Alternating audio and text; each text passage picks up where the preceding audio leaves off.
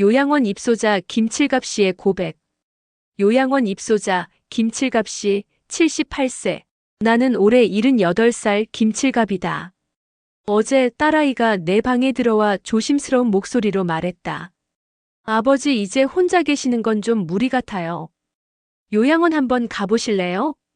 순간 귀를 의심했다. 요양원이라는 말이 방 안에 툭 떨어졌는데 그 단어는 생각보다 무거웠다.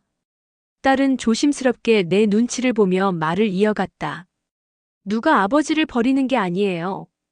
돌봐드리고 싶어도 우리가 다 챙기기엔. 말끝을 흐리는 딸의 모습이 어찌나 낯설던지. 나는 괜찮다고 아직 멀쩡하다고 말하려다가 허리가 욱신거려 말을 삼켰다. 사람은 몸이 먼저 늙는 게 아니라 말이 줄어들면 늙는 거라더니. 그날 밤 작은 여행 가방 하나에 옷과 면도기, 오래된 라디오 하나를 넣었다. 가방을 닫는 순간 마치 내가 짐처럼 정리되는 기분이 들었다.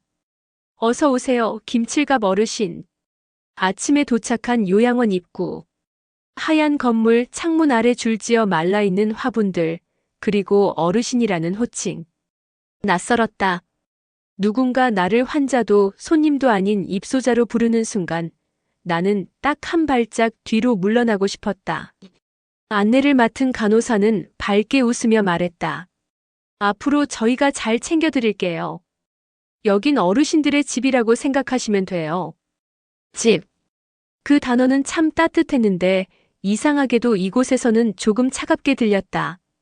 첫날 밤 나는 잠을 이루지 못했다. 복도 끝에서 휠체어 바퀴가 끼익 소리내며 지나가고 먼 데서 누군가 조용히 우는 소리가 들렸다. 나도 저렇게 울게 될까? 내 침대 옆에는 최만섭 80세이라는 이름표가 붙어 있었다. 그는 TV를 켜놓은 채 잠이 들었고 화면에서는 어린아이가 부모 손을 잡고 뛰어가는 장면이 흘렀다. 그걸 보는데 갑자기 심장이 먹먹해졌다. 나는 언제까지 아버지였지? 언제부터 누군가의 짐이 됐을까? 다음 날 아침 식당에서 죽이 나왔다. 숟가락을 뜨려던 그때 옆자리의 노인이 내게 말을 걸었다. 어르신은 어디서 오셨어요? 그 한마디에 이상하게 주눅 들어있던 마음이 조금 풀렸다. 나는 내 고향 젊은 시절, 그리고 아내가 먼저 떠난 이야기를 조심스럽게 꺼냈다. 그는 고개를 끄덕이며 말했다.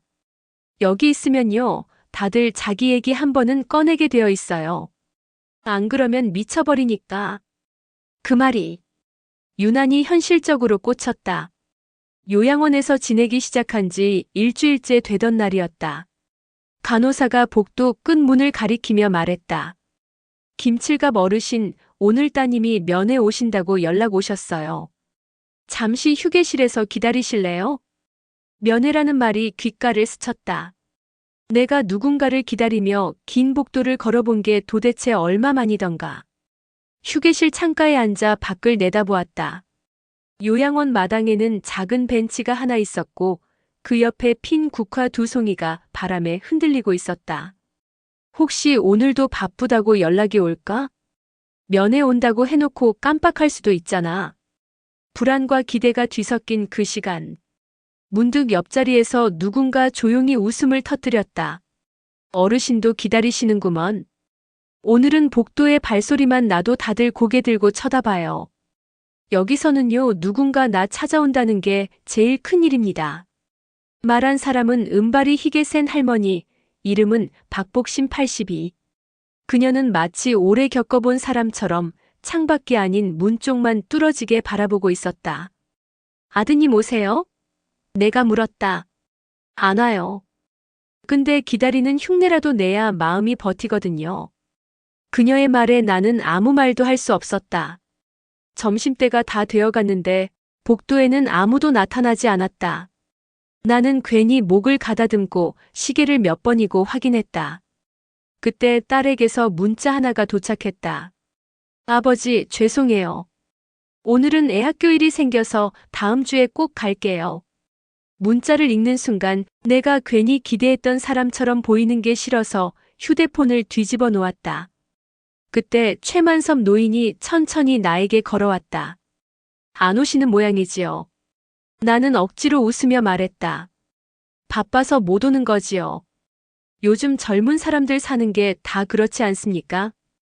그는 빤히 나를 보더니 느리게 고개를 끄덕였다. 맞아요. 그래놓고도 우리는 또 다음 주를 기다리죠. 바보 같지 않습니까? 그 말이 이상하게 가슴 깊은 데를 건드렸다. 요양원에서 지낸 지 3주째. 이곳의 밤은 낮보다 훨씬 서글픈 소리를 품고 있다. 불이 꺼진 복도, 희미하게 깜빡이는 복도등, 그리고 그 사이를 스치는 낮은 신음과 누군가를 부르는 목소리. 영자야.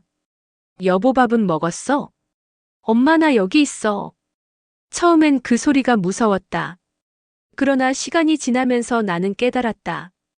이름을 부르는 사람은 아직 마음에 누군가를 붙잡고 있는 사람이다. 나는 그날 처음으로 내가 잊지 못하는 이름을 마음속으로 조용히 불러봤다. 숙자. 아내 이름.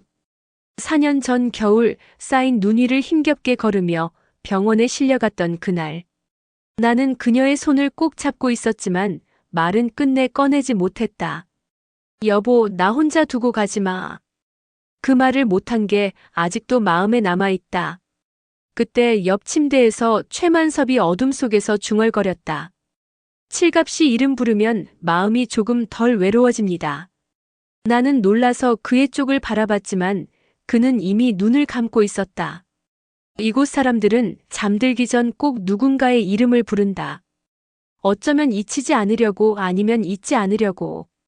며칠 후 젊은 간호사 지민이 내 혈압을 재며 말했다. 어르신, 가장 보고 싶은 사람이 누구세요? 나는 대답하지 못했다. 그녀는 미소 지으며 다시 물었다. 살아있든 하늘에 있든 누굴 가장 만나고 싶으세요? 나는 한참을 침묵하다가 조용히 말했다. 숙자요. 내 마누라. 간호사는 고개를 끄덕이며 말했다. 그럼 보고 싶을 때 마음속으로라도 자주 불러주세요. 이름을 부르는 건 그 사람을 이 세상에 잠시 데려오는 거니까요. 그 말이 마음 깊숙이 내려앉았다. 그날 밤 나는 처음으로 눈을 감고 혼잣말처럼 이름을 불렀다. 숙자야, 나 아직 여기 있다. 천천히 부르러 와라. 급하게 오지 말고. 아침 식사 후 간호사 지민이 내 방으로 찾아왔다. 어르신, 목욕 도와드릴게요. 오늘은 뜨거운 물이 잘 나와요. 나는 반사적으로 말했다. 나 혼자 할 수 있습니죠. 말끝이 흐려졌다. 예전 같으면 내 몸은 내가 챙긴다며 큰 소리 쳤을 것이다. 하지만 요즘은 수건을 들면 손이 덜덜 떨리고 잠깐 서 있기만 해도 숨이 찼다. 간호사는 아무 말 없이 천천히 내 팔을 받쳐줬다. 그 손길이 이상했다. 불편하고 익숙하지 않고 그런데 묘하게 따뜻했다. 샤워 의자에 앉아 따뜻한 물을 맞는데 뜬금없이 오래전 장면 하나가 떠올랐다. 마이너스 아내 숙자가 겨울밤 내 양말을 손빨래에 말리던 모습. 칠갑씨 발 시리면 감기 걸려요. 내일 신을 거라도 내가 말려놓을게요. 그때는 그게 그냥 당연한 일인 줄 알았다. 아내의 손길이 돌봄이라는 걸 편안함 뒤에 누군가의 수고가 숨겨져 있다는 걸 뒤늦게 깨닫고 있었다. 그 사람도 이렇게 내 등을 닦아줬었지. 그런데 난 그 손에게 고맙다는 말을 한 번도 하지 않았다. 물줄기 사이로 눈시울이 뜨거워졌다. 등을 닦아주던 지민이 조용히 말했다. 어르신 요양원 생활 힘드시죠? 그래도 누군가한테 맡겨도 된다는 걸 알아가는 것도 중요한 시간이래요. 나는 대답 대신 한숨과 함께 이해하며 고개를 끄덕였다. 누군가에게 기대는 법, 그건 몸이 아니라 마음이 먼저 배워야 하는 일이었다. 요양원 생활 한 달째. 처음엔 모두가 각자 방에만 머물며 서로의 이름조차 잘 부르지 않았다. 말을 걸어도 그냥 형식적인 인사를 주고받는 정도. 그런데 어느 날 분위기가 달라졌다. 오후 3시 공용 휴게실. TV에서는 오래된 드라마가 흘러나오고 그 앞에 박복심 할머니와 최만섭, 노인 그리고 나 셋이 앉아 있었다. 드라마 속 주인공이 군대에서 제대하고 고향으로 돌아오는 장면이 나오자 최만섭이 조용히 말했다. 저 장면 내가 20살 때 봤던 광경이랑 똑같네요. 혼자 고향역에 내리는데 마중 나온 사람 하나 없었어요. 그때 느낀 그 허전한 마음 아직도 기억납니다. 그 말에 박복심이 고개를 끄덕이며 말했다. 사람이 제일 서러운 게 뭔지 아세요? 누가 나를 기다리질 않을 때요. 어디 다녀오면 왔냐 한마디라도 해주는 사람이 없어질 때. 나는 그들의 말을 조용히 듣고만 있었다. 그날 처음으로 누군가의 과거가 내 마음에 들어왔다. 그리고 나도 모르게 입을 열었다. 나는 아내 장례식 끝나고 집에 돌아왔을 때가 그랬어요. 문을 열었는데 불이 꺼진 채로 식탁 위에 국그릇이 하나 덩그러니 있더군요. 그릇을 보는데 사람이 너무 쉽게 사라지는구나 싶었어요. 세 사람 사이에 긴 침묵이 흘렀다. 그런데 그 침묵이 불편하지 않았다. 그날을 기점으로 우리는 서로의 이야기를 조금씩 꺼내기 시작했다. 박복심 나는 평생 며느리 눈치만 보다가 여기 왔어요. 최만섭 나는 아직도 내가 이곳에 있다는 걸 인정 못하겠어요. 나 김칠갑 나는 내가 누군가에게 여전히 아버지인지 잘 모르겠어요. 그때 박복심 할머니가 말했다. 우리 여기서 서로 이야기 들어주는 역할 해줄까요? 누군가 기억해주는 한 사람은 완전히 사라진 게 아니라잖아요. 기억해주는 사람. 그 말은 이곳에 들어온 사람들 모두가 은근히 바라고 있던 단어였다. 침대에 누워 천장을 바라보며 생각했다. 나는 이제 혼자가 아니구나. 우리는 가족도 친구도 아니지만 이 요양원에서 서로의 지난 날을 기억해주는 마지막 증인이 되어주기로 했다. 그 사실이 이상하게 살아있는 느낌을 주었다. 그날 이후 저는 제 방 창문 앞에 앉아 있는 시간이 잦아졌습니다. 창밖으로 보이는 작은 정원, 휠체어를 밀며 산책하는 노인들, 간간히 들려오는 간호사의 웃음소리.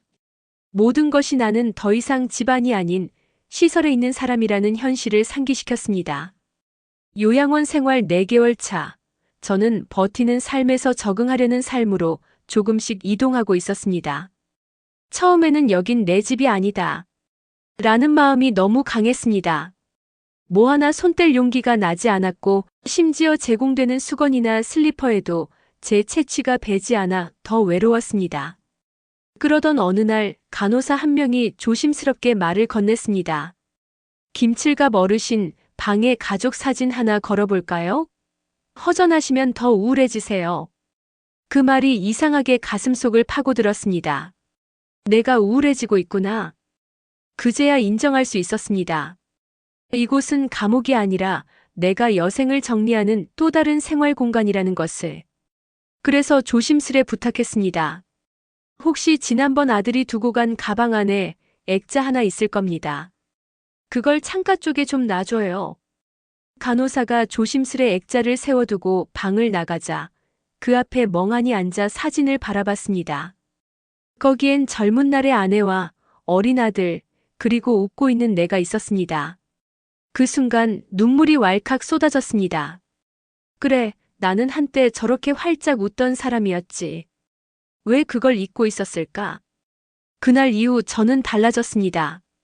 밥 먹을 때 옆 사람과 눈을 마주치기 시작했습니다. 간호사에게 불만 대신 감사 인사를 건넸습니다. 밤마다 억지로라도 일기를 쓰기 시작했습니다. 제목은 늘 같았습니다. 김칠갑, 오늘도 살아있다. 그리고 깨달았습니다. 사람이 늙는다는 건 몸이 아니라 마음의 온기를 잃는 순간부터라는 것을.